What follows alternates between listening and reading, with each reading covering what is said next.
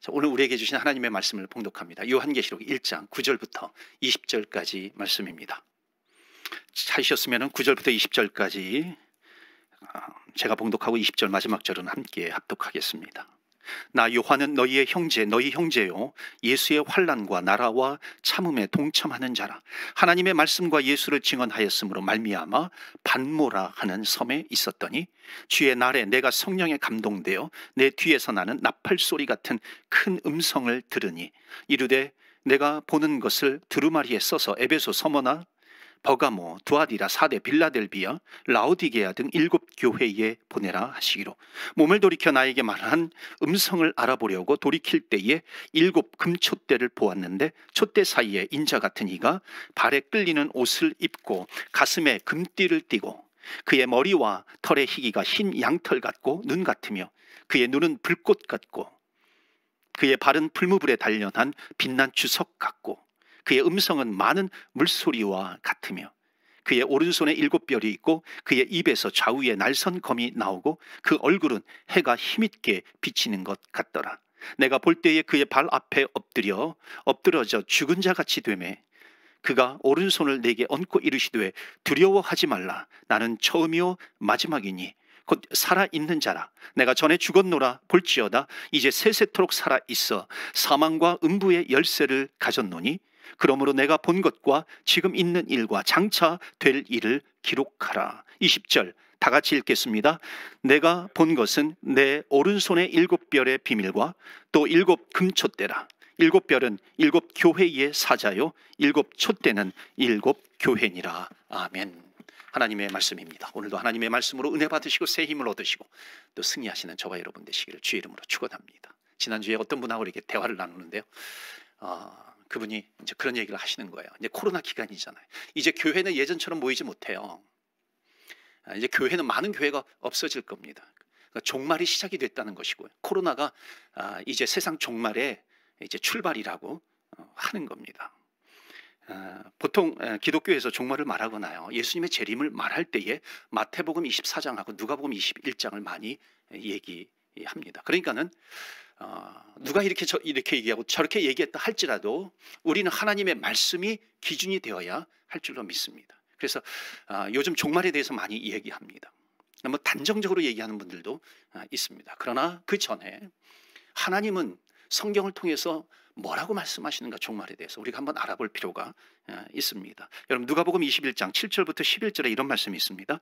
그들이 물어 이르되 선생님이여 그러면 어느 때에 이런 일이 있겠사오며 이런 일이 일어나려 할 때에 무슨 징조가 있으리까? 그러니까 말세에 무슨 징조가 있겠습니까? 이렇게 예수님께 물어본 겁니다. 그러니까 예수님께서 뭐라고 대답하시냐면은 이르시되 미혹을 받지 않도록 주의해라. 많은 사람이 내 이름으로 와서 이르되 내가 그러하며 때가 가까이 왔다 하겠으나 그들을 따르지 말라. 그러니까는 이단들이 득세하고요. 내가 메시아야, 내가 그리스도야. 그런 거짓 메시아, 거짓 선지자들이 나오게 된다는 겁니다. 그들을 따르지 말라는 거예요. 9절에 난리와 소요의 소문을 들을 때 두려워하지 말라. 이 일이 먼저 있어야 하되 끝은 곧 되지 아니하리라. 난리와 소문이 있어요. 소요가 있어요. 그것을 가지고서 이제 말세야 그러면서 막 두려워하게 하는 거짓 영이 있다는 것입니다. 그거에 속아 넘어가지 말라라고 하는 거예요. 10절에 또 이르시되 민족이 민족을 나라가 나라를 대적하여 일어나겠고 곳곳에 큰 지진과 기근과 전염병이 있겠고 무서운 일과 하늘로부터 큰 징조들이 있으리라. 징조가 있어요. 지진이라든지 기근이라든지 코로나처럼 전염병과 같은 것이 있어요. 징조들이 있는데 그런데 마태복음 24장 14절에 보면 이런 말씀이 있습니다. 천국 복음이 모든 민족에게 증언되기 위하여 온 세상에 전파되리니 그제야 끝이 오리라. 천국 복음이 모든 민족에게 전파가 되어야 된다는 것입니다. 여기 민족이라고 하는 것은요 원래는 이게 옛날 성경이 더 정확한데 족속입니다. 이게 에스닉 그룹이에요. 그러니까 커다란 나라만을 얘기하는 것이 아니라 문화적인 그 에스닉 그룹에게 모든 천국의 복음이 그들에게 전파되어야 이제야 끝이 오리라라고 하는 것입니다. 그러면요 여러분 이 말씀에 근거하면은 아직까지 종말은 오지 않았다라고 하는 것은 우리는 어느 정도는 알 수 있습니다. 아직까지 이 미전도 종족에, 그래서 이제 선교 단체에서 땅끝 선교라든지 미전도 종족 선교라든지 이런 말들이 나오는 것입니다. 아직까지 지구촌에는 복음이 완전히 전파되지 않았습니다. 한 1500 정도의 그 에스니 그룹에게 계속해서 지금 복음을 전파해야 한다는 것이죠. 그러니까는 여러분, 지금의 코로나 이것을 통해서 지금이 완전히 종말이다 라고 하는 것에 대해서는 성경의 이치로 보면 맞지 않습니다. 여러분, 이런 것도 어찌 보면 시한부 종말론의 일종이기도 합니다. 여러분, 우리는 시한부 종말론을 경계해야 합니다. 대신 아주 중요한 우리의 신앙적인 자세가 있습니다. 그것은 뭐냐면 우리는 늘 깨어서 이거예요. 시한부 종말론이 아니라 종말론적인 신앙을 가져야 된다라고 하는 것입니다. 이것이 성경이 우리에게 주시는 메시지예요. 그날이 오는 것은 언제 오는지 아무도 몰라. 도적같이 올 수 있어요. 그래서 우리는 언제든지 오늘이라도 종말이 올 수 있고 내일이라도 예수님께서 오실 수 있다라고 하는 그런 종말론적인 신앙의 자세를 가지고 우리는 신앙생활을 해야 된다라고 하는 것이 오늘을 살고 있는 우리들에게 주님께서 주시는 메시지입니다. 그래서 이 마태복음 24장이 종말의 현상에 대해서 나오고요, 25장은 슬기로운 다섯 처녀, 미련한 다섯 처녀가 나옵니다. 그러니까 도적같이 오리니 너희들은 항상 오늘이라도 주님께서 오신다라고 하는 것을 우리가 알고 슬기로운 다섯처럼 기름을 준비하는 하나님의 자녀가 되어야 한다고 하는 것을 말씀하고 있습니다. 그래서 여러분, 아무리 세상 도처에 기근이 있고 지진이 있고 전염병이 창궐해도 그 현상 때문에 두려워하거나 떨거나 그러는 것이 아니라, 그래서 뭐 학교도 그만두고 그러는 것이 아니라 그 현상 속에서도 우리는 어떻게 해요?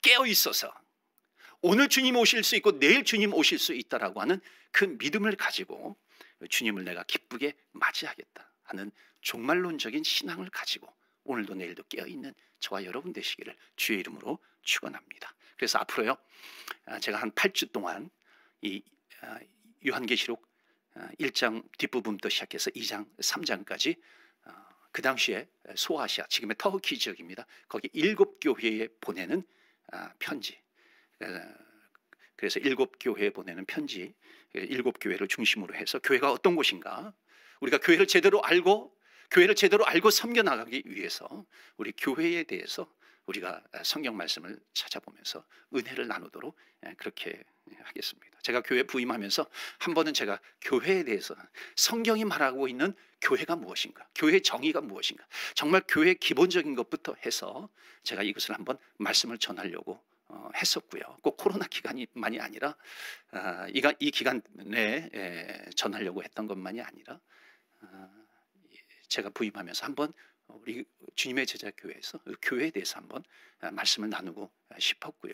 또 이게 이제 코로나 기간하고 겹쳤습니다. 그래서 제가 말씀을 준비하면서 이 말씀이 진행되는 동안에 또는 이 말씀이 끝나면은 우리가 함께 모여서 예배드릴 수 있으면 좋겠다, 그렇게 소망하는 마음으로 제가 준비하고 전하도록 그렇게 하겠습니다. 또 한편 우리가 교회를 다녀요. 교회를 다닌다고 하는데 그 내가 다니는 교회가 어떤 것인가, 무엇을 말하는가, 그것을 알고 다니는 것과 그렇지 않은 것은 차이가 있잖아요. 내가 교회에서 섬겨요. 내 교회는 어떤 곳인가라고 하는 것을 알고 섬기기를 바랍니다. 자, 요한계시록을 읽었는데요, 요한계시록 내용은 많은 분들이 알아요.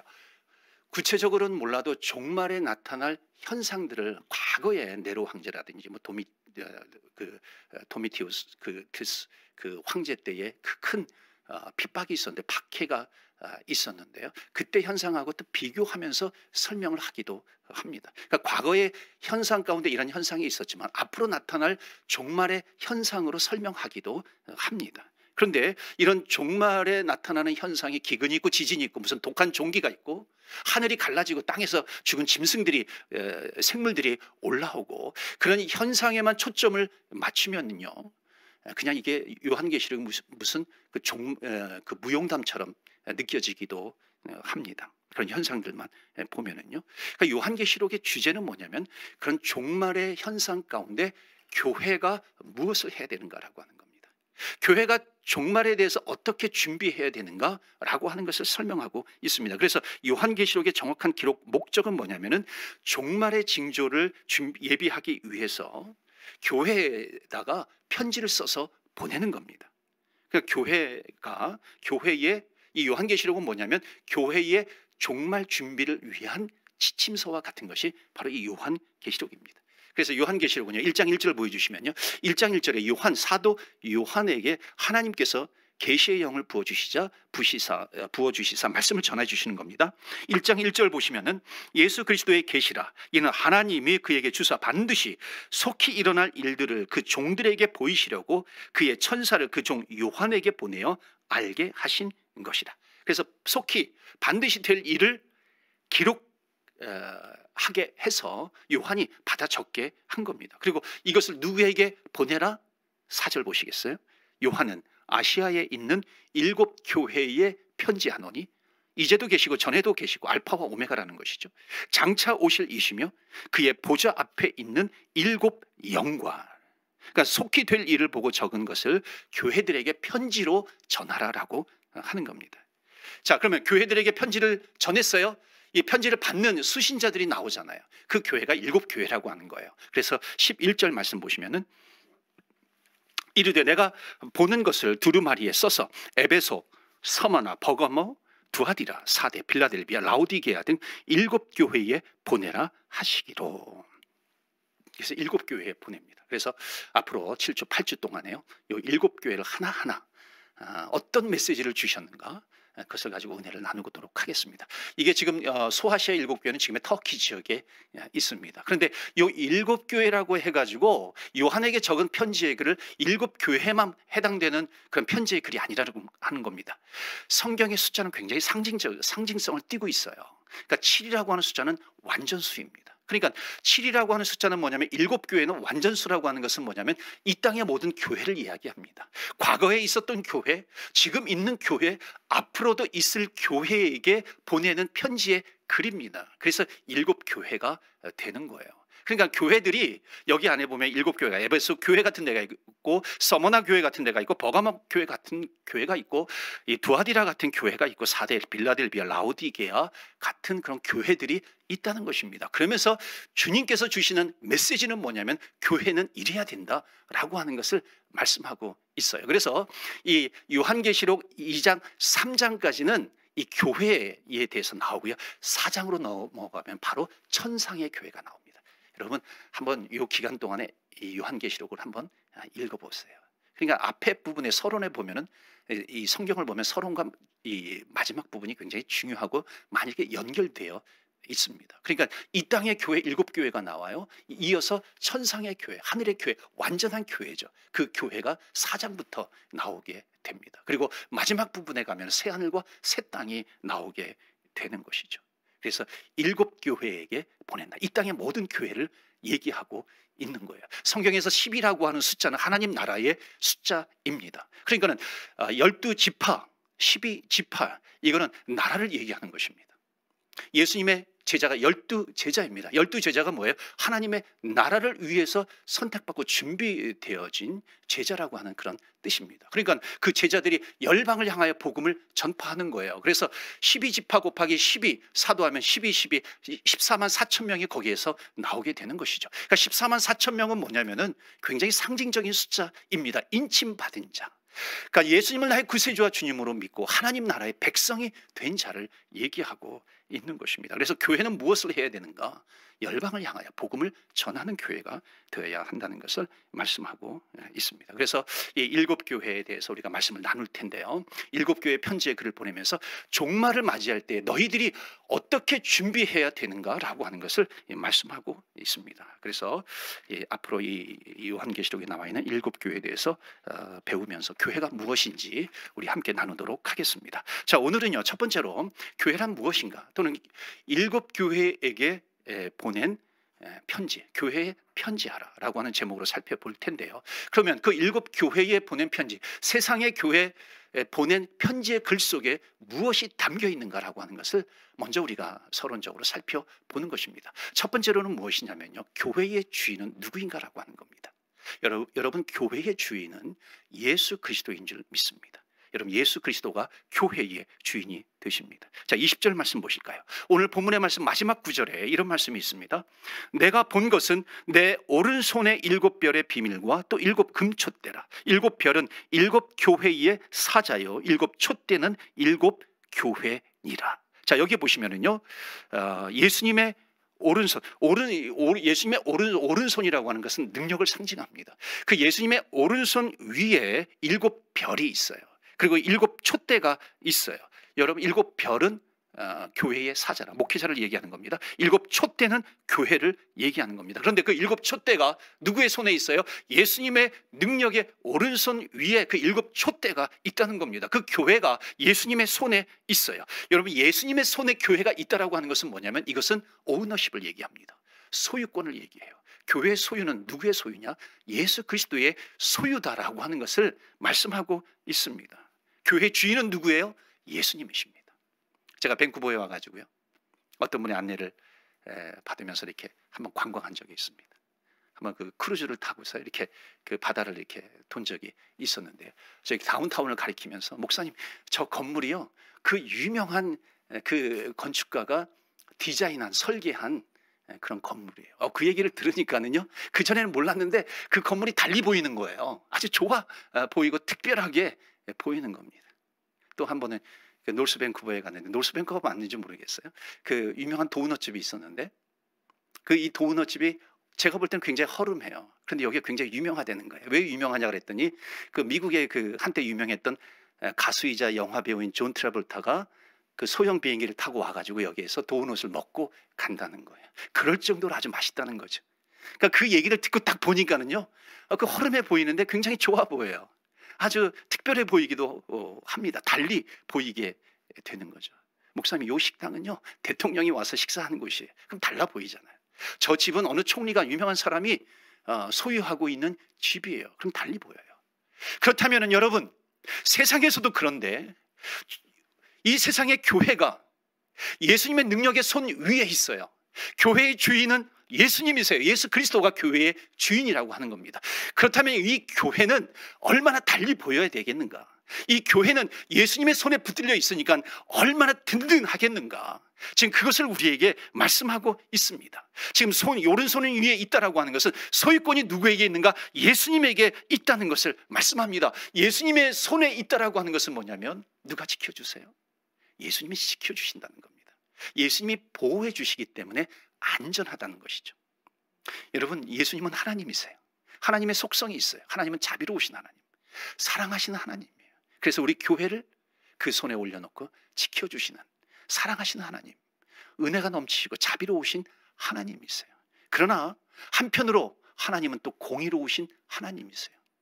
교회가 하나님 마음에 들지 않으면요, 예수님 마음에 들지 않으면 교회를 책망하시는 분이 누구예요? 또 예수님께서 책망하신다는 것입니다.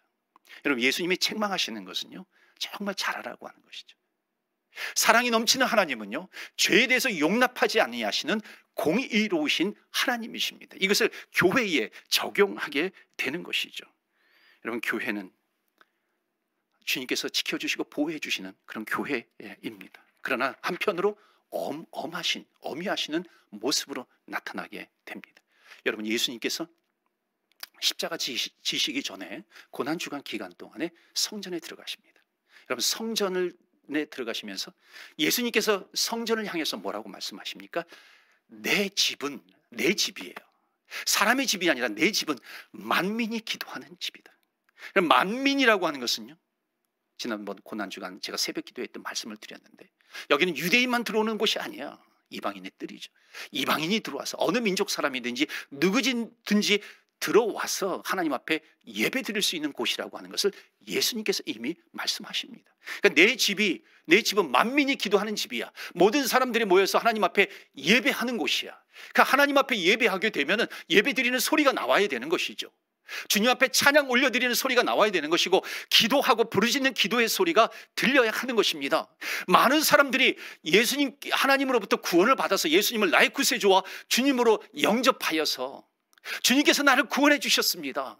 어둠의 영에서 영을 끊어주시고 하나님을 믿는, 주님을 믿는 그런 자신, 영생을 소유하는 하나님의 자녀로 삼아주셨습니다. 그 믿음을 가지고 있으면 나를 구원해 주신 하나님을 찬양하고 찬미하게 되는 것입니다. 그 소리가 나와야 되는데 교회에서 어떤 소리가 나와요?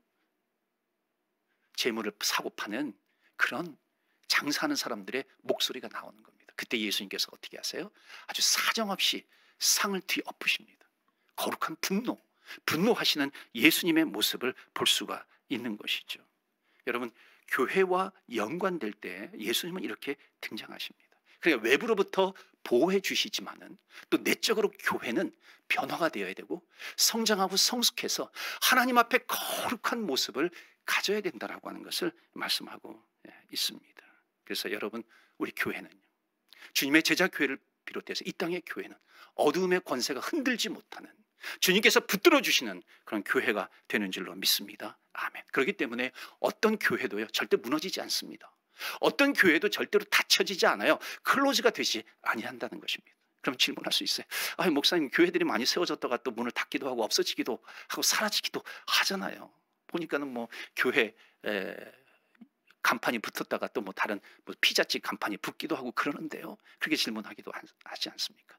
여러분, 기억하셔야 될 것이 있습니다. 그것은 뭐냐면요, 사람이 포기해가지고 교회의 문이 닫혀지는 일이 있다 할지라도 예수님께서 포기하셔서 교회의 문을 닫아라, 그런 경우는 하나도 없다라고 하는 겁니다. 더더욱이 사단이 공격해서 무너지는 교회는 있다 없다? 없다는 거예요. 왜냐하면 교회는 누구의 손에 있어요? 능력이 있으신 예수님의 오른팔 위에, 오른손 위에 들려져 있는 교회이기 때문에 무너뜨릴 수 없다라고 하는 거예요.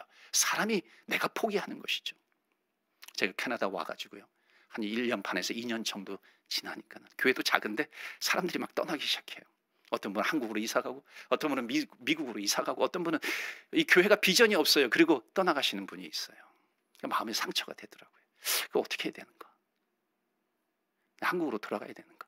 그냥 공부만 마치고 한국으로 가야 되는가? 그런 생각이 들기도 하고요. 그런데 어떤 선배 목사님이 제가 목회하는 곳을 이렇게 지나가게 되었습니다. 그러니까 한국에서 이제 미국으로 가셔야 되는데, 미국으로 가시는 중에 들린 거예요. 그러니까 그분하고 대화를 하는데 정말 마치 하나님께서 나에게 주신 음성으로 들었어요. 그분이 뭐라 그러냐면, 고 목사, 내가 많은 이민교회들을 봤는데 이민교회가 안 되는 이유가 있더라. 그 이유는 뭐냐면은 뒷문을 열어놓고 목회를 하더라. 다는 아니지만 정말 적지 않은 사람들이 뒷문을 열어놓고 목회한다는 거예요. 그러니까 뒷문을 열어놓고 목회한다는 것은 뭐예요? 하다가 안 되면 그냥 뭐 여기 내버려두고 뭐 다른 데로 가지. 정 안 되면 한국으로 돌아가지. 거기는 뭐 내가 갈 곳도 많이 있는데. 그렇다는 거예요. 그 말씀이 마치 하나님께서 나에게 주신 레마의 말씀으로 들리는 거예요. 꽝 치는 거예요. 제가 성전에 가서 엎드려서 기도했어요. 하나님, 정말 제가 안일하게 생각한 것을 용서해 주옵소서. 회개합니다. 교회는 정말 하나님께서 지켜주시고 예수님께서 교회 주인이 되어주시고 음부의 권세가 흔들지 못하고 사단의 권세가 넘어뜨리지 못하는 그런 교회인데, 하나님, 그 교회를 내가 버리고 떠나려고 했던 거 하나님 용서해 주시옵소서. 그때가 제 목회의 아주 그 터닝 포인트가 되었던 겁니다. 그래서 제가 결심하면서 뭐라고 기도했냐면, 하나님, 제가 제 생각으로, 제 의지로, 제 판단으로 제가 교회가 안 되니까는 닫고 제가 다른 교회로 옮기는 것은 절대로 하지 않겠습니다. 더 큰 교회가 나왔다고 해가지고 내가 이력 써서 어플라이하는 거, 저는 그런 거 하지 않겠습니다. 주님 앞에 결단하면서 기도했어요. 그때가 제 목회의 터닝 포인트가 되었습니다. 제가 그렇게 하는 목사를 비난하는 게 아니라요, 하나님께서 저에게 주신 개인적인 목회적인 체험이었어요. 그래서 그 결단을 하면서 끝까지 하나님, 제가 여기서 감당하겠습니다. 놀랍게도요, 한인들이 그때 제가 있을 때 한 4, 5천 명밖에 되지 않았습니다. 그런데 매년요 20명에서 30명의 새 가족을 계속해서 보내주시는 겁니다. 10년 이상을 계속해서 하나님께서 보내주세요. 여러분, 교회는요, 하나님께서 사람이 열심히 목회를 하다가 문제를 만나서 성도들이 한두 명 떠나가게 되고, 그래서 안 될 것 같은 거, 이건 해도 안 되는가 보다, 문 닫아버리고 그렇게 해서 사라지는 교회는 있다 할지라도요, 다 떠나고요, 목사님과 사모님만 남아 있어도요, 포기하지 않고 예수 이름의 권세를 붙들고, 이 교회는 예수님께서 주인이 되어주시고 예수님께서 불꽃 같은 눈으로 지켜주시고 인도해 주시고 음부의 권세가 흔들지 못하는 교회다라고 하는 그 믿음을 가지고 나가면은요, 그 교회가 비록 그루터기와 같은 자그마한 모습이라 할지라도 거기에 싹이 나고 잎이 나고요, 꽃이 피어지고 열매를 맺게 해주시는, 하나님께서 다시 세워주시고 다시 살려주시는 교회가 될 줄로 믿습니다. 왜냐하면 성경은 분명히 말씀합니다. 교회 주인은 예수님이시고 주인 되시는 예수님의 모습이 어떤 모습으로 나타나고 있는가라고 하는 것을 정확하게 성경은 보여주고 있습니다. 여러분 한번 13절 말씀부터 보실까요? 13절부터 16절까지 말씀 보시면요, 예수님의 모습이 있어요. 촛대 사이에, 촛대는 아까 7 촛대 교회라 그랬죠. 그러니까 촛대 사이에 인자 같은 이가, 예수님을 말하는 겁니다. 예수님이 어떤 모습으로 등장하나요? 발에 끌리는 옷을 입고요. 발에 끌리는 옷을 긴 이렇게 가운을 입고요. 발에 끌려 지나갈 때마다 쓱 소리가 나죠. 성도들이 교회에서 기도하면요, 예수님께서 가운을 입으셔 쓱 하고 지나가신다는 거예요. 누가 기도하는가 보신다는 것이죠. 교회의 주인이세요. 가슴에 금띠를 띄어요. 그의 머리와 털의 희기가 흰 양털 같고 눈 같으며 그의 눈은 불꽃 같고 그의 발은 풀무불에 단련된 빛난 주석 같아요. 그 음성은 많은 물소리와 같아요. 그의 오른손에 7뼈리 있어요. 교회들이 있어요. 그의 입에 좌우에 날선검이 나오고 그 얼굴은 해가 힘있게 비치는 것 같더라. 아멘. 여러분, 예수님께서 이런 모습으로 교회를 지켜주신다는데 여러분 누가 흔들겠어요? 그의 얼굴은 해같이 빛나요. 그 얼굴을 교회에 비추고 있어요. 그의 눈은 불꽃 같은 눈으로 지켜주시는 거예요. 보호해 주시는 거예요. 사단의 권세가, 음부의 권세가 와서 흔든다 할지라도 주님께서 지켜주신다는 거예요. 그 입에 말씀의 검이 있어요. 그걸로 지켜주시는 거예요. 발은 뭐예요? 주석, 이 쇳덩어리 같이요. 흔들리지 아니냐고 딱 서 있으면요, 누구도 넘어뜨리지 못하는 그런 주님께서 지켜주시는 곳이 어디다? 교회다라고 하는 것을 말씀하고 있습니다. 권세가 있으신 주님, 위엄이 있으신 그 주님께서 교회를 지켜주시기에 아무도 건드릴 수 없는 것이 어떤 곳이다? 교회다라고 하는 것을 말씀하고 있습니다. 그래서 성경은 분명히 말씀합니다. 주무시지도 않으시는 주님, 졸지도 아니하시는 주님께서 우리 교회를 지켜주신다라고 하는 확신 있는 말씀을 우리에게 주십니다. 그게 어느 교회예요? 바로 우리 주님의 제자 교회예요. 이 땅의 교회들입니다. 음부의 권세가 흔들지 못하는 교회, 사단이 흔들지 못하는 그런 교회가 되는 줄로 믿습니다. 여러분, 교회는요, 어떻게 보면 연약한 것 같아요. 약한 것 같아요. 세상의 단체와 비교해 보세요. 뭐 세상의 학교라든지 기관이라든지 비교해 보세요. 어떻게 보면 교회는 굉장히 약하잖아요. 조직적으로 보면 굉장히 이렇게 약점들이 많이 있는 것 같아요. 약해 보일 수 있어요. 그러나 아무리 약해 보인다 할지라도요, 교회에 대해서 대항하거나 교회에서 없애려고 하거나 그러면 누가 이기는가요? 주님께서 지켜주시니까요, 교회는 사라지지 않습니다. 기독교 예수님께서 교회를 세워주시고 2000년 이상 지났어요. 그 2000년의 기독교의 역사 가운데 교회를 없애려고 하는 그런 제국들이 얼마나 많이 등장을 했습니까? 그러나 누가 사라지나요? 아무리 교회가 그 제국에 박해가 있고 핍박이 있고 그래서 지하로 숨어 들어가고요, 카타콤베로 들어가요. 여러분, 카타콤베 지하 무덤 동굴로 교회가 들어가면 얼마나 약해 보여요. 시시해 보여요. 곧 사라질 것 같아요. 그러나 교회는 절대 사라지지 않습니다. 오히려 교회를 짓밟았던 그런 제국이 역사의 뒤안길로 사라져 버리는 것입니다. 여러분, 일본 제국, 이게 그 일제 강점기 때 한국에 와가지고 일본 총독부에서 얼마나 우리 교회를 없애려고 했는지 모릅니다. 그러나 교회가 없어졌습니까? 교회는 절대 없어지지 않습니다. 신사를 만들어가지고 신사에 참배하게 한다 할지라도요, 교회는 절대로 없어지지 않습니다. 오히려 제국이 역사의 뒤안길로 사라지는 것입니다. 여러분, 교회를 핍박하는 나라들은요, 반드시 역사의 뒤안길로 사라져 버립니다. 그런데 정말 약하게 보이는 교회, 약한 교회는요, 절대로 없어지지 아니한다는 것입니다. 여러분, 이게 교회의 신비예요. 여러분, 교회 왜 신비로운 교회예요?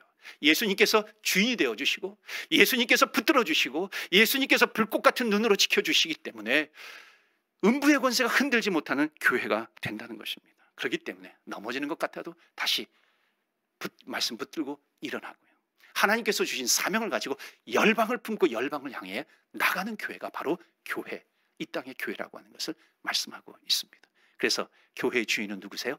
예수 그리스도이십니다. 여러분, 두 번째 우리에게 주신 메시지는 뭐냐면요, 이 교회는 예수님의 신부라고 하는 거예요. 그러니까 교회는 예수님의 신부라고 한다면은 그러니까 신랑과 신부가 있는 거죠. 그러니까 이 교회론을 정말 잘 설명하고 있는 성경이 에베소서입니다.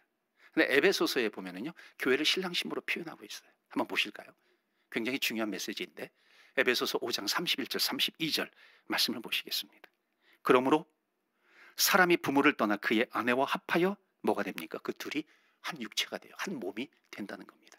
그래서 결혼식 할 때 이 말씀을 많이 이렇게 채택을 해서 부부간의 관계에 대해서 메시지를 전하기도 합니다. 그런데 실제로요, 이것보다 중요한 것은 그 다음에 나오는 구절입니다. 32절 말씀 보실까요? 이 비밀이 크도다. 나는 그리스도와 교회에 대하여 말하노라. 그러니까 이게 지금 신랑과 신부에 대한 얘기, 이게 한 몸을 이룬다라고 하는 것은 실제로 더욱 중요한 것은 예수 그리스도와 교회에 대한 관계를 얘기하는 것입니다. 그런 것처럼 예수님이 신랑이 되시고 교회는 신부가 되고 이것은 한 몸이 된다는 것입니다. 여러분, 하나님께서 아담을 창조하셨어요. 아담을 창조하시고요. 그리고 아담이 자고 있을 때 어떻게 합니까? 그 갈비뼈를 취해서 하와를 만듭니다. 갈비뼈를 취해서 하와를 만들어요. 그러니까는 아담이 그 하와를 보는 순간 뭐라고 얘기합니까? 이는 내 뼈 중에 뼈요, 내 살 중에 살이다. 내 뼈 중에 뼈요, 내 살 중에 살이다라고 하는 것은 내 몸이라고 하는 거예요. 내 몸이라고 하는 것은 뭐예요? 나라고 하는 겁니다. 그러니까 지금 예수 그리스도와 교회를 신랑 신부로 표현하고 있습니다. 그러니까 예수님께서 교회에 대해서 이는 내 사랑하는 뼈요, 내 사랑하는 살이다 이렇게 말하는 것은 뭐예요? 교회는 내 몸이다라고 하는 것이고요. 내 몸이라고 하는 것은 뭐냐면 교회는 나라고 하는 거예요. 여러분, 이게 신비예요. 교회의 신비입니다. 그러니까 이것은 뭐냐면요, 예수님께서 나를 구원해 주셨어요. 하나님께서 나를 구원해 주셨어요. 그렇기 때문에 우리는 구원에 감사하고 감격해서 예수 그리스도를 사랑합니다.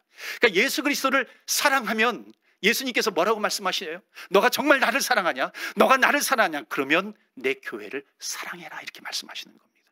그럼에도 불구하고 우리는 교회를 사랑해야 함에도 불구하고 사랑하지 못하는 경우가 얼마나 많이 있어요. 세상에 나아가 교회를 험담하는 것, 이건 정말 교회의 이치를 모르는 겁니다. 교회를 너무 부정적으로만 말하는 것, 사랑하지 못하는 것, 여러분 이것은 교회의 이치를 모르는 거예요. 아니면 교회에 구원받지 못한 성도이든지요. 여러분, 주님의 제자교회는 우리 주님의 몸된 교회인 줄로 믿습니다. 아멘이세요. 주님의 몸된 교회이기 때문에 우리는 그리스도를 사랑하듯이 주님의 몸된 교회를 사랑해야 할 줄로 믿습니다. 여러분, 우리 교회를 많이 사랑해 주세요. 우리가 18주년 창립 18주년 기념 주일에서만 말씀드리는 것이 아니라 이 성경에서 말씀하고 있는 교회의 이치, 교회는 무엇인가? 그리스도께서 내 살 중에 살이요, 내 뼈 중에 뼈라, 내 몸이다라고 말씀하는 거예요. 그래서 우리는 교회를 사랑하는 것입니다. 제가 여기 와가지고 어떤 분하고 대화를 나누는데 이분이 주제자교회 이렇게 얘기하는데, 처음에 지금이야 뭐 당연히 주제자교회 그러면 주님의 제자교회라고 아는데 처음에 와가지고 주제자교회 그랬을 때 무슨 내용인지 몰랐어요. 이게 어느 교회를 얘기하는 건가? 주제자교회 밴쿠버에 무슨 주재원들이 같이 모여가지고 예배드리는 그런 교회가 있나? 그렇게 오해할 정도로 잘 몰랐어요. 주제자교회. 나중에 알고 보니까 주님의 제자교회 이렇게 얘기하더라고요. 사랑하는 성도 여러분, 하나님께서 우리에게 주님의 제자교회로 불러주셨습니다. 교회를 사랑하며 또 교회를 통해서 주시는 하나님의 복을 받으시고요, 그 축복을 받아 누리시기를 주의 이름으로 축원합니다. 마지막 우리에게 주시는 메시지는 뭐냐면요, 예수님은 교회를 통해서 일하신다는 거예요. 교회를 통해서 일하세요. 자, 서두에 교회는 종말을 준비하는 교회여야 한다라고 하는 것. 그래서 요한에게 이 글을 쓰게 하고 이것을 교회들에게 편지하라고 합니다. 보내라라고 하는 거예요. 요한에게 글을 쓰게 하시면서요, 글을 누구에게 보내라 그래요? 그것을 무슨 사회단체에다가 보내라, 그것을 사회복지단체에다가 보내라, 그것을 선교단체에다가 보내라, 그것을 기독교 단체에다가 보내라, 그게 아니에요. 여러분, 우리가 기억하셔야 됩니다. 이 글은, 이 편지는 교회에 보내라라고 말씀합니다. 그러니까 예수님께서는요, 교회를 세워주셨고 그 교회를 세워주신 이후에 예수님께서는 교회를 통해서 일을 하셨고 지금도 교회와 함께 일하시고 앞으로도 교회를 통해서 일을 하신다라고 하는 것을 말씀하고 있습니다. 그런데 어떤 분은요, 교회에서 신앙생활을 하다가 실망하는 경우가 있죠. 왜? 교회 사람들이 모여있는 곳이니까 실망을 하게 됩니다. 그러니까 실망을 했을 때에 교회에 대한 이치를 모르고요, 성경적인 근거를 모르고 교회는 희망이 없어, 교회는 소망이 없어, 그리고 떠나요. 그리고 내가 교회에 속해 있는 것이 아니라 어떤 내가 선교단체라든지 복지단체라든지 거기에 속해서 내가 이 일을 열심히 하면 내가 주의 일을 하는 것으로 착각하는 경우가 있다는 것입니다. 여러분, 물론 중요해요. 선교단체 중요합니다. 복지단체 중요해요. 기독교단체 중요해요. 그러나 우선순위가 있다는 거예요. 우리는 먼저는 교회에 속한 사람이 되어야 되는 것이고요, 교회는 그런 선교단체들과 협력해서 하나님의 나라를 이루어 가야 된다라고 하는 것입니다. 그러니까 우선순위가 있는 거예요. 그런데 그 우선순위를 무시해버리면 안 된다는 것입니다. 예수님께서 교회를 세워주셨고 교회와 함께 하시고 교회를 통해서 하나님께서 일하신다라고 하는 것을 말씀하고 있습니다. 그래서 여러분, 교회가 마음에 안 드니까요, 여러분, 우리가 11조를 하지 않습니까? 11조는 자기가 속한 교회에다가 해야 되는데 내가 마음에 들지 않는다고 그것을 빼가지고요, 어떤 선교단체라든지 어떤 복지단체라든지 거기에다 보내게 된다면 이거는요, 어떻게 보면 헌금을 이용하는 것이 됩니다. 만약에 정말로 내가 그 복지단체나 선교단체나 거기로 보내야 되겠다라고 하는 마음이 있으면 가장 우선순위는 교회입니다. 그래서 교회에 11조를 하고요, 그 다음에 10의 2조나 10의 3조는요 그 단체에 보내게 되면 이거는 정말로 하나님으로부터 칭찬받을 일이죠. 박수 받을 만한 그런 일입니다. 그런데 이 순서를 잊어버리게 되고요, 교회가 아니라 파라처치입니다. 다른 단체를 통해서 내 신앙생활을 유지한다라고 하는 것은, 이것은 성경에서 벗어난 신앙생활이라고 하는 것을 말씀합니다. 사랑하는 성도 여러분, 하나님께서 우리 교회를, 이 땅의 교회를 세워주셨습니다. 주님께서 주인이 되어주세요. 주님께서 그 손으로 붙들어 주시기 때문에 어떤 어둠의 권세가 와서 흔든다 할지라도 절대로 넘어지지 않습니다. 해 같은 얼굴로, 불꽃 같은 눈동자로, 불꽃 같은 눈으로 지켜주시고요, 주님께서 그 가운데 서 계시기 때문에, 든든하게 서 계시기 때문에 어떤 사단의 권세가 와서 무너뜨리고 넘어뜨리려고 해도 절대로 무너지지 않는다라고 하는 것, 여러분 이 믿음을 가지시고요, 우리들이 속해 있는 교회 통해서 하나님께서 축복을 주시고요, 우리는 그 축복을 받아 누리시면서 끝까지 주님 백성으로서 쓰임 받으시는 저와 여러분의 교회, 또 저와 여러분이 되시기를 주의 이름으로 축원합니다. 아멘.